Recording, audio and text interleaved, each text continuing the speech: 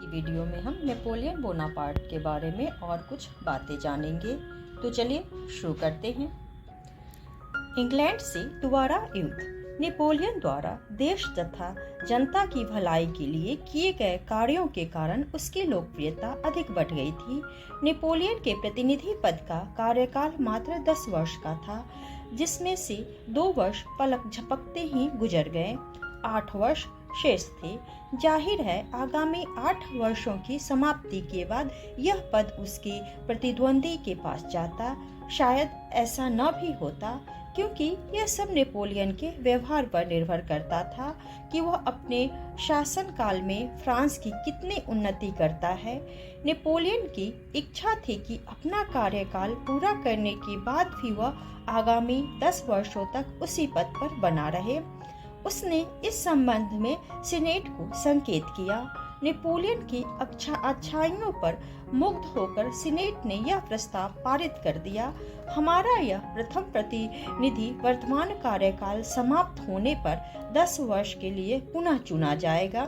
Senate के इस प्रस्ताव से खुश होकर नेपोलियन ने सीनेट के सदस्यों की सराहना की तथा उन्हें आजीवन सीनेट के सदस्य बनाए रखने के लिए कानून बना दिया। कानून के अनुसार सीनेट के सभी सदस्यों को जीवन काल तक अपने अपने पद पर आसीन रहना था। इस संबंध में प्रस्ताव पारित करने से पहले जनमत संग्रह कराया गया। कुछ लोगों को छोड़कर लगभग 40 लाख लोगों ने नेपोलियन के पक्ष में अपना मत दिया। इसके अलावा उसे यह अधिकार भी दिया कि वह अकेले न केवल चैम्बर को भंग करने में सक्षम सीनेट सदस्यों का चयन कर सकता है, बल्कि अपने उत्तराधिकारी को भी नियुक्त कर सकता है।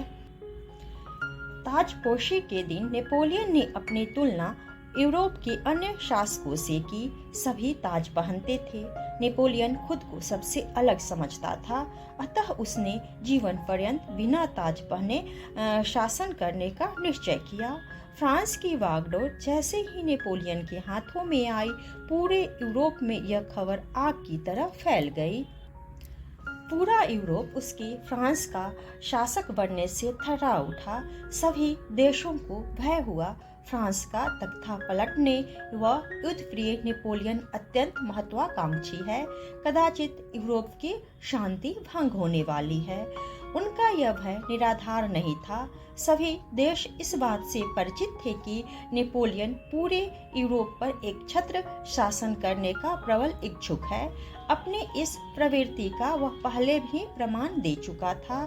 उसने अपने विजय अभियान में अधिकांश देशों को अपने अधीन कर लिया था, किंतु जब उसने इंग्लैंड का रुख किया तब उसके हौसले पस्त हुए और वह फ्रांस वापस लौट आया।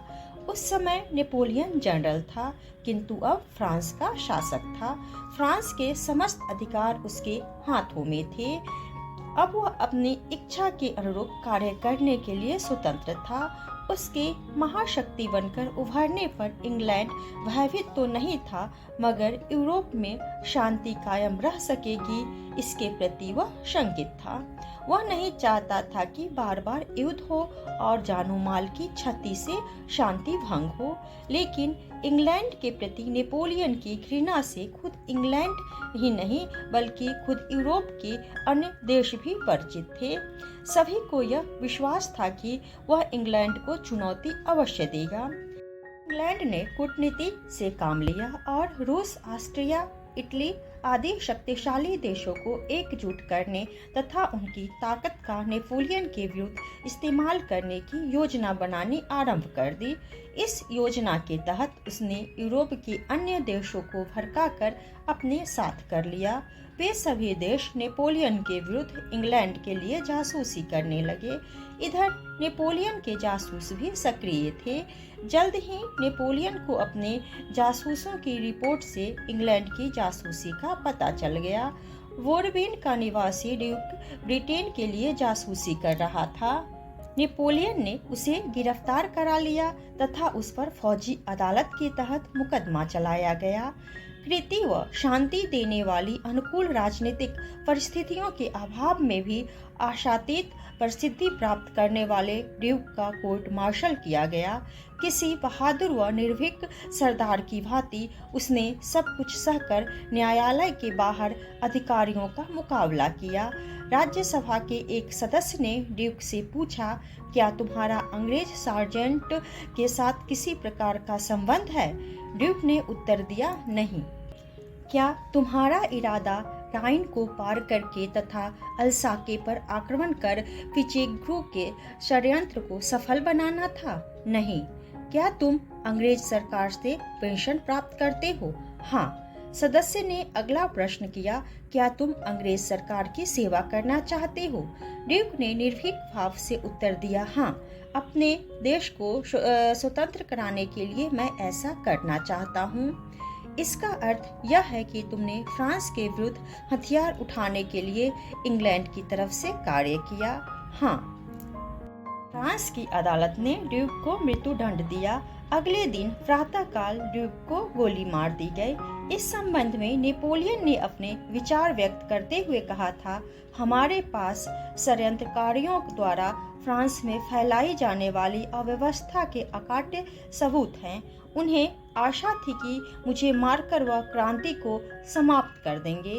यह मेरा कार्य था कि मैंने खुद को बचाने के साथ साथ फ्रांस को भी बिखरने से बचा लिया और अपना बदला भी ले लिया। अन्य विदेशों की भांति ड्यूक भी षड्यंत्रकारी था। इसी कारण उसे वही सजा दी गई है जो एक षड्यंत्रकारी को दी जानी चाहिए। मेरी हत्या करने से षड्यंत्रकारियों को कुछ नहीं मिलेगा, किंतु फिर भी वह पागल लोग मुझे मारना चाहते थे। मैं मर जाता तो मेरा स्थान जैकिलिनो का गैंग ले लेता। यदि घोरबोन पुनः शक्ति प्राप्त करना चाहते हैं तो मैं उन्हें सलाह दूंगा कि वह सर्वप्रथम शिष्ट व्यवहार करना सीखे। यदि वह युद्ध के मैदान में आने के लिए तैयार हैं तो इसके लिए उन्हें खून खराबे व कष्टों को सहने के लिए तैयार रहना होगा। केवल लुई से हस्ताक्षर कराकर लंदन से भेजे गए पत्र द्वारा वह अपने राज्य को पुनः जीतने की आशा कैसे कर सकता है? इस प्रकार का पत्र भोले मित्र को शत्रु भी बना सकता है। मैंने खून बहाया है, मुझे मजबूरी में खून बहाना पड़ा। संभव है कि भविष्य में मुझे इससे भी अधिक रक्तपात करना पड़े, लेकिन मैं ऐसा रक्तपात भावुकता में अथवा व्यर्थ में नहीं करता, क्योंकि मैं एक राजनेता हूँ। खून बहाने को एक अपराध मानता हूँ। मैं फ्रांस की क्रांति हूँ और मुझ में इतनी सामर्थ्य है कि मैं उस क्रांति को सुरक्षित रख सकूं। नेपोलियन ने अपने विरुद्ध होने वाले षड्यंत्रों पर पूरी नजर रखने शुरू कर दी, साथ ही फ्रांस को मजबूत बनाने का कार्य करता रहा। नेपोलियन के शत्रु उसे जड़ से उखाड़ फेंकना चाहते थे, जबकि नेपोलियन उन्हें मित्र बनाने की चेष्टा में लगा हुआ था। नेपोलियन महाद्वीप में शांति बनाए रखने का भरसक प्रयत्न कर रहा था। अपने शासनकाल के 4 वर्षों तक वह इस उद्देश्य में सफल भी रहा था, किंतु इंग्लैंड ने फ्रांस के इस राज्याभिषेक को पूरे यूरोप के लिए खतरा मानते हुए शांति भंग कर दी। इंग्लैंड ने नेपोलियन को युद्ध की सीधी चुनौती दी, जिसे नेपोलियन ने सहर्ष स्वीकार किया और अपनी सेना के साथ युद्ध करने चल दिया। नेपोलियन समुद्री युद्ध कला में कच्चा था। उसके पास नौसेनाध्यक्ष तथा बेड़े का भी अभाव था। वह अपने किसी अधीनस्थ को इस युद्ध का संचालन सौंपने के पक्ष में नहीं था, अतः वह युद्ध की नवीन योजना बनाता है। उस योजना के तहत उसे इतना विश्वास हो गया था कि भले ही वह इंग्लैंड को पूरी तरह न जीत पाए, किंतु पर्याप्त भाग को अवश्य ही जीत लेगा। नेपोलियन ने अनुमानों से काम लिया था। कार्यशील व्यक्ति होने पर भी आत्मनिर्भरता की इस बार उसमें कमी थी।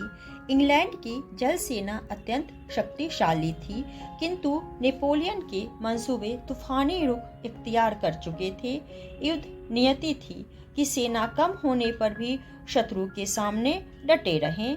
अनुभवहीन होने पर भी उसने अपनी सेना समुद्री पोतों व नावों में सवार कर समुद्र में उतार दी और कहा, सिपाहियों, ब्रिटेन की जल सेना को नष्ट कर दो। फ्रांस की नौसेना के अध्यक्ष जनरल पद पर ब्रुक्स की नियुक्ति थी। वही फ्रांस की सेना का कमांडर भी था। जब नेपोलियन की सेना इंग्लैंड की सेना के साथ युद्ध करने के लिए समुद्र में उतरी तो समुद्र में भयानक तूफान उठने लगा। नेपोलियन को लगा कि इस भयानक महासागरीय तूफान में फ्रांस की सेना फंस गई है और उसका भारी नुकसान हो सकता है। नेपोलियन ने तत्काल अपने जल सेना अध्यक्ष ब्रुक्स को बुलाया और कहा, तूफान आने के कारण नौसेना का निरीक्षण करना आवश्यक है, अतः जल्दी से जाओ और वहां की स्थिति देखकर मुझे रिपोर्ट दो। किंतु जल सेना अध्यक्ष ब्रुक्स नेपोलियन के आदेश का पालन नहीं करता। कोई तैयारी न होती देख नेपोलियन ने सेना अध्यक्ष को पुनः बुलवाया और कठोर स्वर में पूछा, तुमने मेरे आदेशों का पालन क्यों नहीं किया? इस पर जनरल ब्रुक्स ने उत्तर दिया, श्रीमान आप स्वयं ही देख रहे हैं, समुद्र में महाप्रलय जैसा दृश्य उभरा हुआ है। मुझे पूर्ण विश्वास है कि ऐसे मौसम में आप इन बहादुर सिपाहियों के जीवन को जोखिम में नहीं डालेंगे। अपने अधिकारियों से घिरे नेपोलियन का चेहरा क्रोध से तमतमाने लगा। मिथ्या अभिमान से के वशीभूत होकर उसने कहा, मैंने आपको एक आदेश दिया है जिसके परिणाम सोचने का काम आपका नहीं है। सही है और क्या गलत है, इस विषय में फैसला करने का अधिकार केवल मुझे है, अतः आप वही करें जो करने के लिए कहा गया है।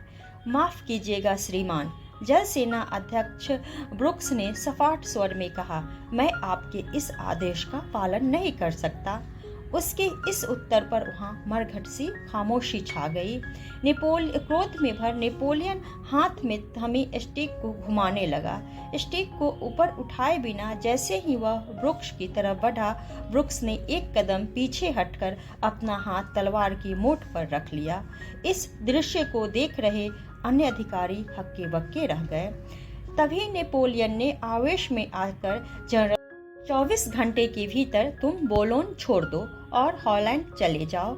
आज मुझे तुम्हारे यहाँ शक्ल नजर नहीं आनी चाहिए। फिर वह अपने सैन्य अधिकारी मागोन की तरफ पलटा और आदेशात्मक स्वर में बोला, सेना अध्यक्ष मागोन, मेरे आदेशों का तत्काल पालन हो। भयभीत सेना अध्यक्ष मागोन तुरंत तेज कदमों के साथ वहां से चला गया। लड़चते गरजते तूफान में समुद्री सेना का निरीक्षण किया गया। जिस समुद्री बेड़े में नेपोलियन अपने सैन्य अधिकारियों के साथ सवार था, वह भी तूफान की चपेट में आ गया। खुद को बचाने के लिए नेपोलियन ने एक नौका में छलांग लगा दी। बेड़े में सवार अन्य लोगों ने भी उसका अनुसरण किया। समुद्र में उतरी सेना की नौकाएं पलट चुकी थी। मल्लाहों के दल समुद्र में संघर्ष कर रहे थे।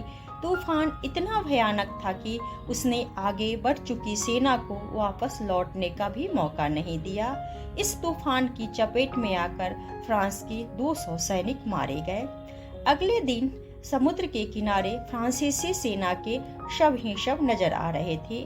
नेपोलियन के जीवन की यह एक भीषण भूल थी और उसके जीवन की ऐसी पहली दुखद घटना थी जिसने उसे विषाद से भर दिया था। अधीनस्थ की तरफ से की गई सीधी अवज्ञा एक तरह से नेपोलियन के लिए चेतावनी थी, मगर अहंकार से वशीभूत हो नेपोलियन उसे समझ न सका। इस घटना के बाद भी नेपोलियन ने अपने कदम पीछे नहीं हटाए, बल्कि वह दुगुने उत्साह से इंग्लैंड की सेना से भिड़ गया। वह किसी भी कीमत पर इंग्लैंड को अपने सामने झुकाना चाहता था। यही हाल इंग्लैंड का था। न इंग्लैंड पीछे हटता था, न ही नेपोलियन। दोनों ओर से भयंकर रक्तपात किया जा रहा था। इस युद्ध में हजारों फ्रांसीसी सैनिक मारे गए, हजारों की संख्या में लापता हो गए। नेपोलियन इंग्लैंड को जीत पाने में विफल रहा, क्योंकि इस बार वह अपनी जीत के प्रति आश्वस्त नहीं था। इसका परास्त होना निश्चित था, क्योंकि वह इस बार उसमें आत्मविश्वास का पूर्ण अभाव था। इंग्लैंड में न तो उसके गुप्तचर ही सक्रिय थे और न ही वह दुश्मन तक पहुंच सकता था। ब्रिटेन वासियों ने उसे अपने देश की सीमा रेखा भी पार नहीं करने दी थी, जिससे उसका संकल्प ठंडा पड़ गया था।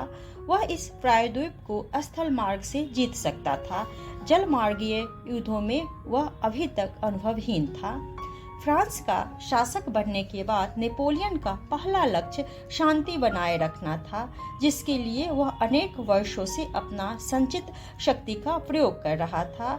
इस उपलक्ष्य में उसने 6 राजाओं को उनके पद की गरिमा के अनुरूप उन्हें संबोधित करते हुए लिखा था, यूरोप में मेरी ख्याति इतनी अधिक फैल चुकी है कि शायद ही कोई हो जो मेरे नाम से परिचित न हो। आप मुझसे तथा मेरे कृत्यों से अवश्य परिचित होंगे। आप लोग यह भी जानते होंगे कि मैंने पश्चिमी देशों में फ्रांस को कैसे सर्वोच्च बनाया था। मैं पूरे विदेशों के शासकों में कितनी अधिक रुचि ले रहा हूँ। पूर्व के लोग साहस व शौर्य से परिपूर्ण हैं, लेकिन तकनीकी जानकारी न होने व सैन्य शासन की उपेक्षा करने से वे उत्तर में सिपाहियों का सामना करते समय युद्ध में हार जाते हैं। आप मुझे अपनी इच्छा बताइए। हम आपसे मित्रता तथा वाणिज्य संबंधों का नवीनीकरण करना चाहते हैं। शासन के प्रथम वर्ष में ट्यूलेज के महल में मेरे द्वारा लिखा गया नेपोलियन की इसी महत्वाकांक्षा तथा अहंकारी प्रवृत्ति पर प्रहार करती इंग्लैंड की विजय ने नेपोलियन को हिलाकर रख दिया था। युद्ध के मैदान से पीठ दिखाकर भागना उसे मंजूर नहीं था। अतः उसने इंग्लैंड के शासक जॉर्ज तृतीय को पत्र लिखा। जबकि इंग्लैंड व फ्रांस में युद्ध चल रहा था, तब भी नेपोलियन ने जिस आश्चर्यजनक शैली में पत्र लिखा था, उससे उसकी गतिशीलता तथा नीतिगत का परिचय मिलता है। कुछ इस तरह लिखा गया था, युद्ध क्षेत्र वीरों के रक्त से रंग गया है, किंतु मैं समझ नहीं पा रहा हूँ कि उससे इंग्लैंड या फ्रांस को क्या लाभ मिला। क्या बहादुर सैनिकों का लहू सरकार की संवेदनाओं को प्रभावित करता है? मैं शांति का पक्षधर हूँ, अतः शांति के लिए पहल करने में मैं अपनी कायरता नहीं समझता। इसका मतलब यह बिल्कुल नहीं है कि मैं युद्ध करने से भयभीत हूँ और न ही मैं इसके परिणामों से चिंतित हूँ। यद्यपि मेरा हृदय शांति के लिए छटपटाता है, तब भी युद्ध से मुंह फेर कर मैंने यश को कभी धूमिल नहीं होने दिया। मैं अपने राज्योचित निर्णय लेने का आग्रह करता हूँ, ताकि आप विश्व शांति के अस्तित्व में आने के अच्छे अवसर को हाथ से न निकलने दे। इस बहुमूल्य कार्य को अपने बच्चों के लिए न छोड़े। क्रोध, घृणा, प्रतिशोध की भावना को त्यागने का इससे अच्छा मौका नहीं मिलेगा। यदि यह मौका गंवा दिया गया तो जरा सोचिए कि युद्ध का परिणाम क्या होगा। प्रत्येक युद्ध महाविनाश वाला है, जिसका मुझे कदाचित भी भय नहीं। मैं तो शांति चाहता हूँ, किंतु जो मुझे युद्ध की चुनौती देगा तो मैं पीछे नहीं हटूंगा। पिछले 10 वर्षों के दौरान संपूर्ण यूरोप की तुलना में आपने सबसे अधिक राज्य जीते हैं तथा प्रचुर संपत्ति प्राप्त की है। इससे अधिक आप युद्ध में क्या आशा कर सकते हैं? Napoleon Bonaparte. नेपोलियन की यह अपील विफल रही। ब्रिटेन पर उसकी इस शांति अपील का जरा भी असर नहीं पड़ा, क्योंकि इंग्लैंड या मुख्य भूमि के शासकों में से कोई भी फ्रांस के इस नए सम्राट की उभरती शक्ति को बर्दाश्त करने के लिए तैयार नहीं था। इंग्लैंड पूरे यूरोप पर अपना प्रभाव जमाए रखना चाहता था और शांति की अपील करने वाले नेपोलियन का भी यही सपना था। दोनों ही पक्षों पर जीत की मस्ती छाई हुई थी। तो आज के लिए इतना ही। अगर आप लोगों को यह वीडियो पसंद आए तो वीडियो को लाइक करें और चैनल को सब्सक्राइब करें।